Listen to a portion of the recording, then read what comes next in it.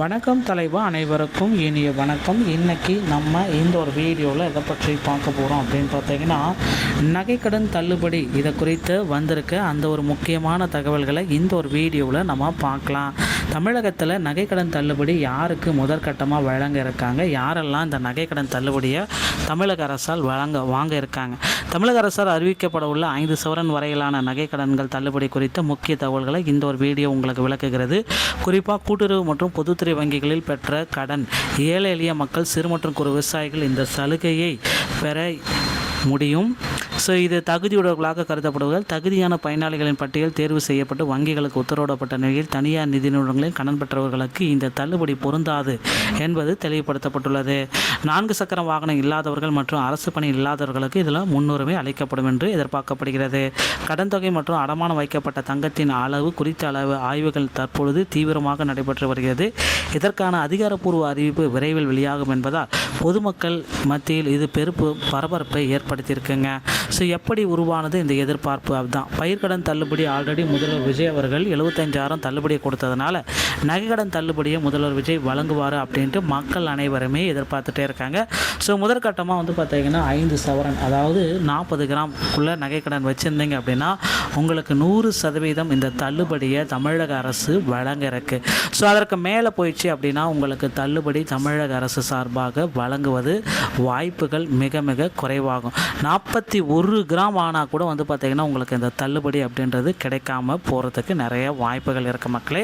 தற்சமயம் அரசு பார்த்திங்கன்னா அரசுக்கிட்ட இருந்து தரவுகள் டேட்டாபேஸ் எல்லாமே எடுத்துகிட்டு இருக்காங்க. கடன் தொகை பெற்றவர்களுடைய விவரம், அடமானம் வைத்த தங்கத்தின் அளவு, கடன் தொகை எவ்வளவு, வங்கிகளுக்கு நகைக்கடன் தொடர்பான விவரங்களை சேகரிக்க ஒரு புதிய உத்தரவு போயிட்டுருக்கு. இறுதி பட்டியல், பயனாளிகள் பட்டியல் தயாரிக்கப்பட்டு அரசிடம் இது சமர்ப்பிக்கப்படும். எந்தெந்த வங்கிகளில் இது பரிசீலனை இருக்குது? கூட்டுறவு வங்கிகளில் மற்றும் 12 வகையான பொதுத்துறை வங்கிகளில் இது கிடைக்கும். முன்னுரிமை பார்க்குறப்ப இந்த வங்கிகளில் பெறப்பட்ட கடன்களுக்கு அதிகப்படியான வாய்ப்புகள் உள்ளது. பொதுத்துறை வங்கிகள் அரசின் பரிசீலனையில் உள்ள தரவுகள் சேகரிக்கப்படுகிறது. தனியார் மற்றும் நிதிநிறை வங்கிகளுக்கு இதில் முன்னுரிமை மறுக்கப்படும். ஓகேங்களா? இது சிறு மற்றும் குறு விவசாயிகளுக்கு கண்டிப்பாக கிடைக்கும் அப்படின்னு சொல்கிறாங்க. அரசு ஊழியர்கள் மற்றும் 4 சக்கர கார் வைத்திருப்பவர்கள், வாகனம் வைத்திருப்பவர்களுக்கு இது முற்றிலும் தகுதியற்றவர்களாக கருதப்படுவார்கள். உங்களுடைய முழுமையான தகுதி சரிபார்ப்பு பட்டியல் எல்லாமே தற்சமயம் அரசு ரெடி பண்ணிட்டு இருக்கிறதா தகவல்கள் வந்துட்டுருக்குங்க. அதன் பிறகு பார்த்திங்கன்னா உங்களுக்கு ஒரு மிகப்பெரிய ஒரு அப்டேட்டை பார்த்திங்கன்னா தமிழக அரசின் சார்பாக இந்த நகைக்கடன் தள்ளுபடி எவ்வளோ வழங்கலாம் அப்படின்ற மாதிரி தள்ளுபடியோடைய பட்டியலை ப்ரிப்ரேஷன் பண்ண போகிறாங்க. அதன் பிறகு உங்களுக்கு இந்த தள்ளுபடி பட்டியல் உங்கள் பெயரில் அரசு சார்பாக வெளியிடுவாங்க. இப்போ என்ன பண்ணணும் அப்படின்னு பார்த்தீங்கன்னா, இதுவரையிலான தகவல்கள் ஆரம்ப கட்ட தகவல்கள் மட்டும்தான். சேகரிப்பு மற்றும் பரிசீலனை இருக்க தரவு சேகரிக்கிறது. இன்னும் ஒரு சில தினங்களில் அரசிடமிருந்து ஒரு அதிகாரபூர்வமாக அறிவிப்பு வெளியாகலாம் என்று எதிர்பார்க்கப்படுகிறதுங்க.